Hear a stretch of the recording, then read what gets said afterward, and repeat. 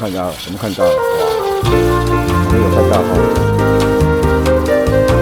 其实这个绿绿的其实是荧光剂。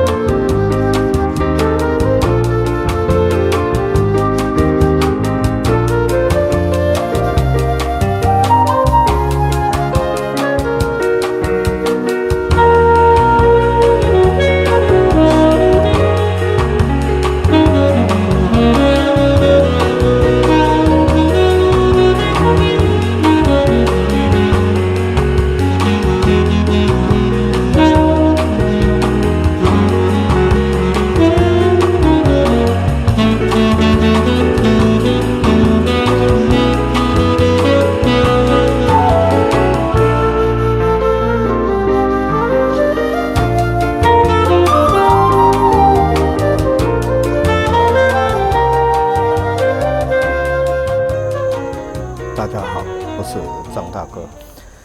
现在我们要进行的是这部 W126的300 SEL R12的冷媒系统转换成 R134的冷媒。首先我们看到这个地方，它原厂出来的是用 R12的冷媒。那重量它的定量是应该在 1.3 公斤左右。那现在呢，我们 W126 300 SEL 的车主都碰到一个很困扰的事情，到底我的冷媒系统是 R12 还是 R134？ 因为 R12 的冷媒现在已经市面上已经找不到了如果找得到也很贵。那 R134 是环保冷媒。那今天呢？很多车主都很困扰，我的车子，除非他是一手车主很多都是二手车主，他发现一个很困扰的问题，就是说他冷气都不够浓。那今天到底是 R12还是 R134的冷媒？因为 R12跟 R134它的冷冻油，一个是矿物油，R134是合成油，它们这两个润滑油冷媒冷冻油是不相容的今天如果说有混在一起的时候，那就会降低它整个冷气系统的效率。那今天呢我们为了要彻底来改善W126的冷气系统我们必须要经过管路的清洗，把所有的 R12的冷媒跟它的冷冻油从管路上面把它清洗出来，然后转换。那今天呢我们整个冷媒系统的清洗大哥到车内来把这个引擎打开OK。首先，我们在整修之前在整个整修之前、转换之前，我们先来看一下它的整个冷度的状况。因为这部车子大哥已经发动了大概20分钟，那条件就是说，我们把风速开到最大，冷度开到最足，然后从中央送风。再来我们来测一下它目前的冷度到底是多少因为大哥已经 OK 的，大概窗户都是紧闭状态现在温度大概在出风口温度大概在15度左右这边呢也在15度左右 OK。大哥现在要来进行的是蒸发器也就是红芯里面那个地方的清洗。那我们看到的管路是从干燥瓶这个地方的高压进入透过这里进到风箱，然后从低压这边出来大哥这边有接个转接头，然后呢它的脏的冷冻油就会流到这个管子里面。这罐子里面啊，入口就是干燥瓶的这个地方高压的入口啊，这里面装的就是管路专用的清洗剂啊。大哥如果把这个高压打开的话，那我们就可以看到这个脏的冷冻油从低压这边出来啊，流到这个管子里面。OK， 大哥打开，准备打开高压清洗剂。大哥已经打开了，我们等一下就会看到。OK， 好，这个脏的那个冷冻油跟管路脏的东西都会流到这个地方来。大哥放高一点，看得比较清楚。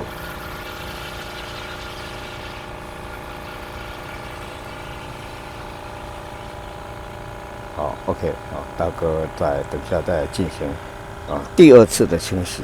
我们看到里面的黄黄黑黑的有点绿。OK， 好，我们来再进行一次。好，大哥打开高压清洗剂。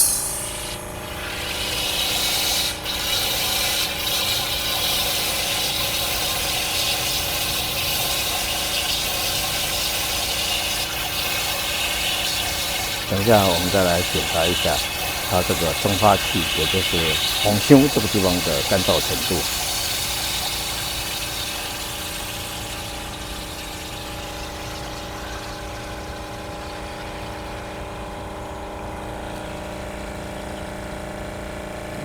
如果以大哥的经验判断，它的污浊程度是还好啊，因为它这个里程数不多，大概就7万多而已。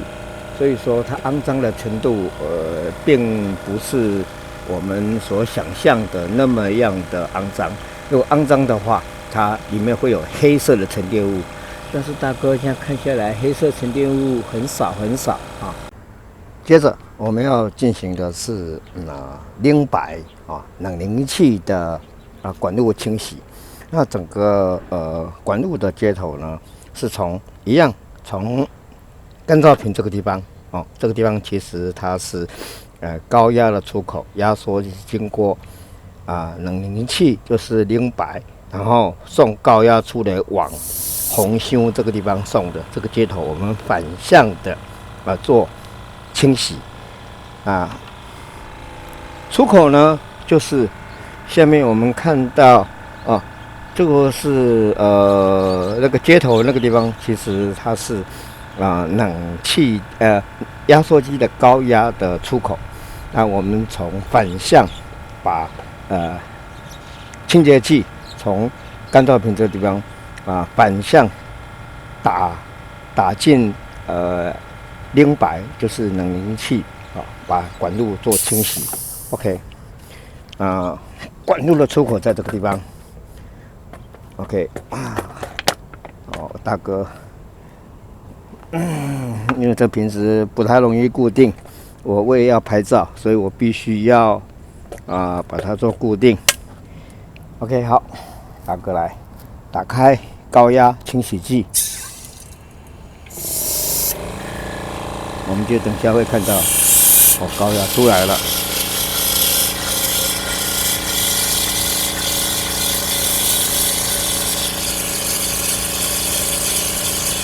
感觉上这个凝白冷凝器这个地方的比较干净已经没有刚刚黄黄绿绿的，然后有点污浊看起来干净多了。OK， 好，要把高压关闭。我们来看一下，感觉上是凝白这地方反而还比较干净。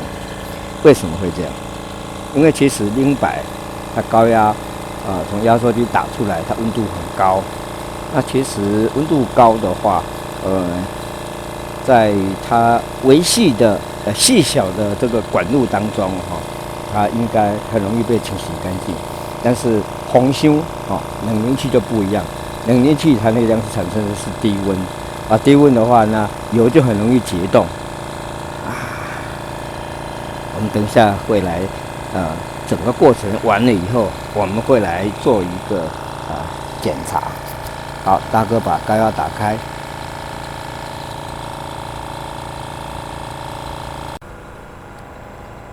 这个就是冷凝器凝白这个地方清洗下来的污浊的程度，感觉上还是肮脏哈。差不多，看跟冷凝跟蒸发器烘修那样差不多那无论如何，我们最主要是要把 R12的冷冻油把它清洗干净。目前这部 W126风箱蒸发器的部分已经清洗完成，管路清洗完成冷排冷凝器这个地方管路也已经清洗完成了。压缩机我们看到新的压缩机已经换上去。接着呢，我们现在是在做抽真空的过程。那抽真空的话，当然我们目标是希望到500 micron 500微米。因为今天湿度比较高因为刚下过雨刚停。那现在我们来看一下，目前我们的真空度这管路的真空度是590 micron 虽然我们目标是500，但是已经非常接近了。但是我们可以来看到，目前这个温度上面这个24.0跟24.6，这是高低压的温度 sensor， 就是这个温度感知器温度感知器，我们夹在管路上面大概是在25度左右那我们来看低压它的真空度虽然我们显示的是600 micron， 但是呢 PSI 已经到底了，负14.5如果以PSI 为单位的话，已经14.5，已经到底了那高压的部分也是14.5 PSI。那今天呢，600 micron 显示出来是14.5 PSI， 负14.5 PSI。但是如果说是2000 micron 的时候呢，显示出来也是14.5负14.5 PSI， 也就是告诉我们，这个用 PSI 做单位是没有办法来判别我们真空度低到什么程度。所以我必须要挂着那微米计来看真正的真空度是多少 micron， 多少微米目前是600左右。OK 接下来呢，我们就要开始灌冷媒了。接下来我们要进行的是R134冷媒的填充。我们看到这份红色的标签贴纸，它是以 R12的冷媒为单位，重量应该是13公斤左右R123 W123 W126 大概在1.3公斤左右的冷媒 R12。那因为我们现在已经转换成 R134我们也一样以13公斤1.3公斤的冷媒量为单位大哥把这个地方归零。OK 我们现在看到目前重量是归零了我们开始从低压部分开始打开冷媒，让冷媒进来。OK 我们看到压力已经上升了。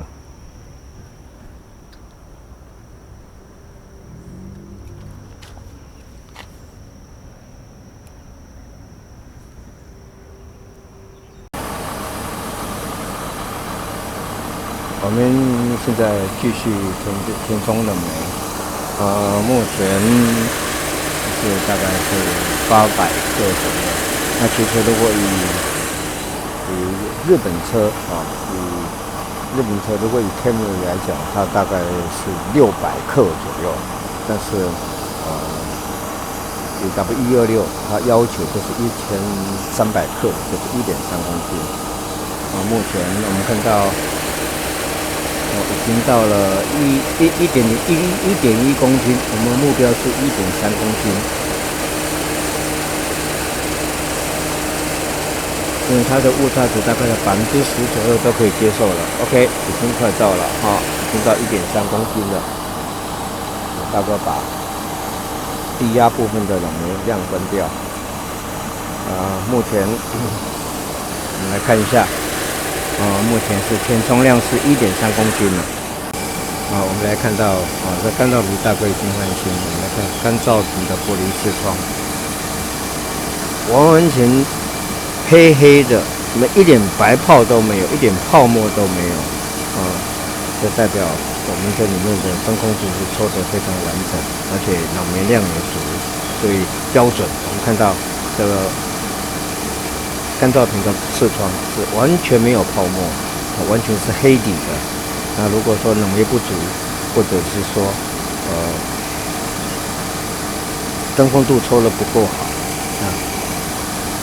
里面有空气、水汽的时候，里面有水汽的时候，那它就一定会有泡泡。所以这个就是最标准的干燥皮的现在的运作状态。我们来看一下这个冷气那个排水管冷气排水管它这个量这么大，我们看到这个水量这么大，代表它冷度是非常够的。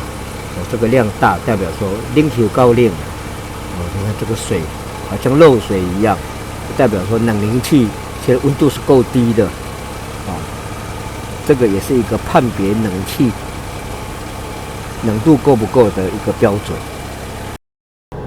我们现在来比较一下车内的温度跟在整修之前设定的是完全一样的，也就是冷度最高，风量最大，中央出风口。我们来看一下它的现在冷度已经到了9度了。那在之前呢？之前我们看到它的温度大概在10几度吧，大概忘记了。那目前冷气出风口的温度已经到8度了，8度、9度了，7度，应该还会再更低，因为大哥才刚刚进来。如果让它充分运转，应该还会更低。所以说，新的冷气系统经过整修过之后呢，管路清洗过之后，它就会达到我们的理想值。大哥的还有一点要跟大家建议，就是说，这个 W126它是恒温系统。那恒温系统的时候呢，这个温度怎么设定这个温度怎么设定？那其实应该设定在大概22度到22度左右，也就是红蓝之间，白色在中间。那这个夏天外面室温30几度可能37、8度，这个时候我们还一样设定22度，这个时候它冷度就会，如果说整个冷气系统它的整个运作是优良的，那它出来就是冷度就是22度，就是应该在22度上下。那冬天的时候寒流来已经在15度左右，我也是设定22度，那这个时候出来就是暖风除非你的热水阀故障热水阀故障的时候，它就没有办法把温度降下来，因为热水会没办法管制，它会整个流进来这个时候温度就没办法达到正确的温度所以说你设定22度，冬天夏天都是22度，因为如果你设定太低，你觉得不够凉，不够冷，夏天你把它调到开18度的时候会有个问题，你冷度不够，那只会产生送风更强因为它感知器感知到我们室内的温度是可能是30几度结果呢你要求它18度，所以它用强制送风，这样会造成噪音过大。所以说如果今天这部车冷气系统已经整修完成了，然后热水阀也没有问题，这个时候就应该设定在22度，不管冬天夏天，那就是冬暖夏凉因为它是自动恒温的条件就是热水阀一定要正常不能够有热水进来该管制它会管制，再来冷度本身的冷度要够足，也就是冷机系统要够强，要够强，冷度要够足，它才能够达到这个要求，这个设定的标准。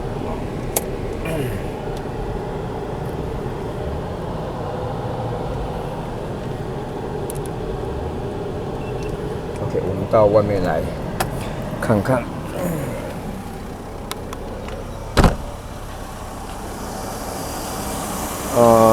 目前我们的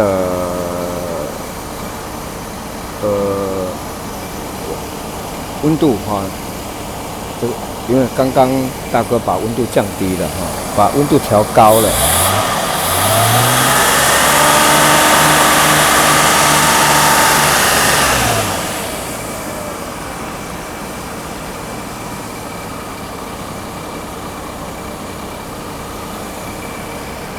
目前外面的室温应该大概在25度左右，25度左右，23、24度。